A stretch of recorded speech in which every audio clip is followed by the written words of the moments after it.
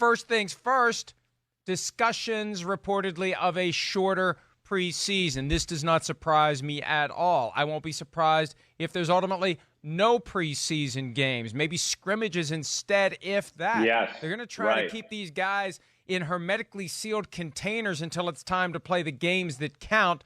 Why put guys on the field together before you have to? So they're discussing cutting the preseason in half. And again, it may just be the first step toward having no preseason at all.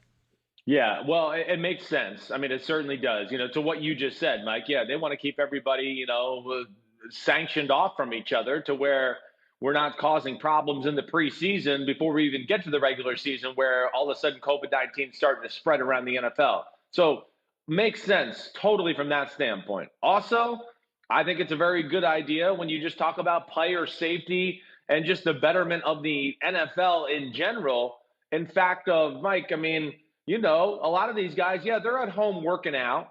Are they in tip-top shape? No, I would doubt that. Again, there is something to being in your facility on a daily basis with people, with the teammates and coaches pushing you, the competitive nature and juices start to flow out. Of course, the workouts are more rigorous and tough and everything about it. So I don't think the players are going to be necessarily in hitting preseason football shape either, come early August, that second weekend in August, usually when preseason football starts. And I don't think that would be fair to them too. And I think the NFL would be smart to kind of ease everybody into this a little bit more this year so we don't lose a bunch of players the first 2 weeks of training camp or the first week of preseason because we've kind of rushed things along too much and the players weren't ready to go. July 28 is the target for most of the teams to show up for training camp under the CBA. But there has been talk of players going in early to get themselves acclimated, and it's in their best interest. It's in the team's best interest, and you don't want guys to get injured. Look, you mentioned it's fair to the players. It is fair to the players, but ultimately the teams have valuable assets they are trying to protect, and that is, I think, paramount in the minds of a lot of these coaches and general managers. You don't want to have a rash of injuries when you're dealing with guys who haven't been under the supervision of the team, who've been working out at home, who aren't in the same kind of shape that they'd be in. And some guys, who knows what kind of shape they're in? Who knows what they've really been doing? Who knows how effective any of it is? And these are all concerns that I think should manifest themselves in players wanting to be there sooner and teams definitely wanting them there sooner so they can assess where they are so they don't get anyone injured by throwing them into the fray too quickly.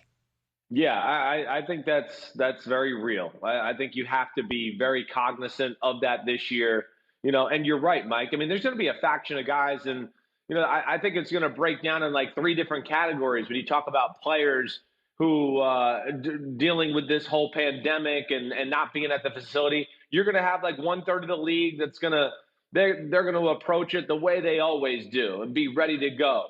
You'll have another third of the league that, I worked out and okay, I look pretty good. I've gone to the gym and done some curls and done some bench press. So when I walk in the facility come late July, I'll have big muscles and fool everybody, but not necessarily going to mean you're in football shape. And then I think you're going to have a third of guys who are, yes, just barely in good enough shape, not really probably the type of human beings who are going to stay on top of it on a daily basis without somebody kind of staying on top of them as well. So that's where it's going to get very interesting. And I think coaches are really going to have to gauge where players and teams are at through conditioning tests and practice and, listen to the players maybe more than years past. When you were describing the guys who are in the kind of shape where they look good, but they're not really ready to play football, it reminded me of Joey Porter once being accused of having popcorn muscles. Do you remember that? I do remember that. Yes. Yeah. Do you remember? It's a quiz. Do you remember who it is that said Joey Porter has popcorn muscles? I don't remember. No.